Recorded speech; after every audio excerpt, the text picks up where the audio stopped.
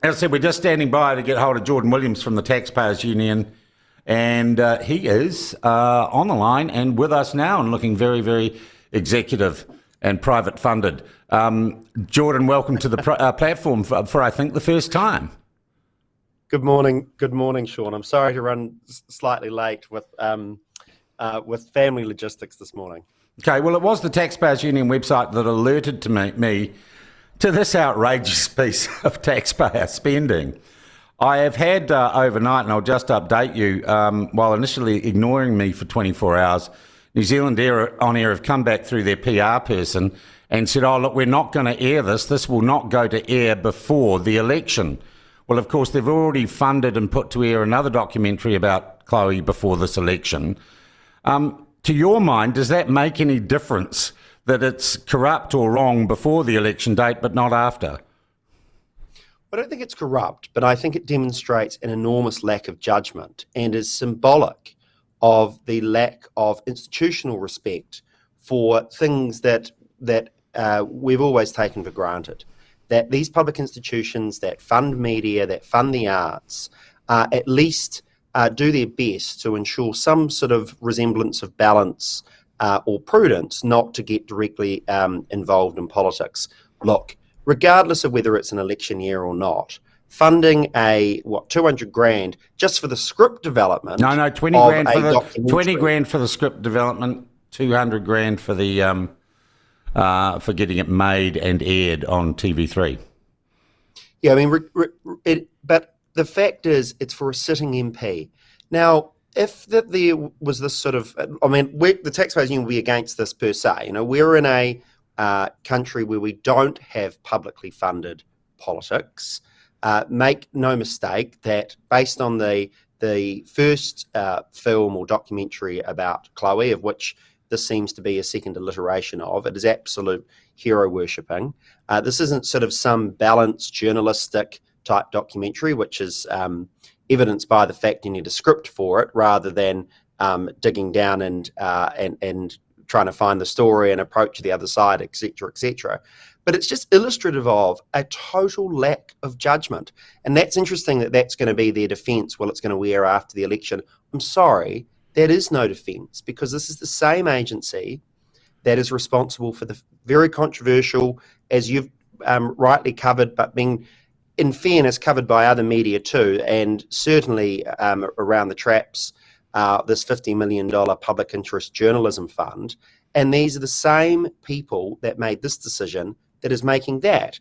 And the question I think many of your listeners will be asking is, well, if they're making decisions like this, where you're promoting a Green Party MP, do you trust these people to be fair and balanced and ensure a diverse? I mean, one of the ironies is that one of the things that from their annual reports is that one of their goals include diverse content. Well, I've been in this job 8 years, and I'm not aware of any funding for any hero worshipping of a conservative politician, or documentaries on, for example, the economic revolution on the 80s in any sort of balanced or positive way. They only seem to be funding stuff that promotes one side of politics, and that undermines public trust. Do you think that New Zealand On Air and its current model and the way it's run and decisions like this are sustainable? Would you like to see wholesale reform in this area? Well, the answer is yes. I don't think it is sustainable, because I think the National Party is starting to wake up to this. New Zealand On Air, for example, their chief executives paid the big bucks on far more than a cabinet minister, I think about $325,000 from their last disclosure, and they're paid for judgment. And very clearly that they're not showing that. But even at the board level, I've got some weeks ago from the Taxpayers Union has from some weeks ago, before we knew about the story, before one of our researchers just uncovered it as per normally going through these sorts of funding decisions across lots of government agencies, we asked for some internal process and control documents, specifically the conflicts of interest or interest register for the New Zealand On Air board. And New Zealand On Air is dragging the chain and giving it to us. and they've. Are there we any can apparent understand. conflicts in then the people who run the New Zealand on-air board and Oh, effectively... the elephant in the room, very clearly, is that you have the Prime Minister's media coach, the personal lawyer to Clark Gayford, sitting on the New Zealand on-air board. Oh, who's and I don't that? want to. Who's that? Well, that's Linda Clark, your former colleague at Radio New Zealand. Very aggressive lawyer associated with the left end of the political spectrum. And I just say this, Sean, that when you hear objectively that the Prime Minister's family lawyer or a lawyer so well connected into the ninth floor and the Prime Minister's personal affairs or partner's personal affairs, being appointed to the board of the agency that now funds New Zealand media to such a large degree, that sounds like a. Well, I Eastern did use the European. word corruption in my opinion. Well, I'm not. And I should clarify, I'm not criticising the people that are making this, being Chloe or applying for it. You'd be a mug not to take the money if it was on offer, wouldn't you?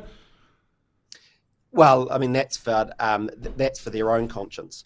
But what I'm saying is that as an institution, there's very clearly some rot and concern, both at who's being appointed and the nature of these people and the judgment of these people, but also culturally that striving for balance and independence and prudent judgment, and not just ensuring balance, but being seen to ensure that it is not funding political propaganda, has gone.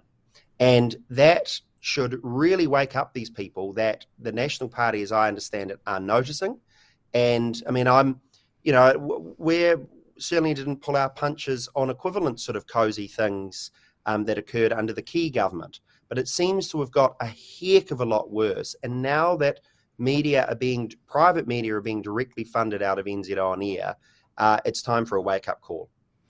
Jordan Williams, I thank you very much indeed for joining us on the platform this morning, and we're going to gauge the mood of those who are listening and what they think about this story. Jordan, thank you very much indeed. Jordan Williams there from the Taxpayers Union. He won't go as far as to say it is corrupt, but he's raised some interesting questions about the board of New Zealand On Air, which is so generous in giving out your money to make propaganda videos about, government support party MPs.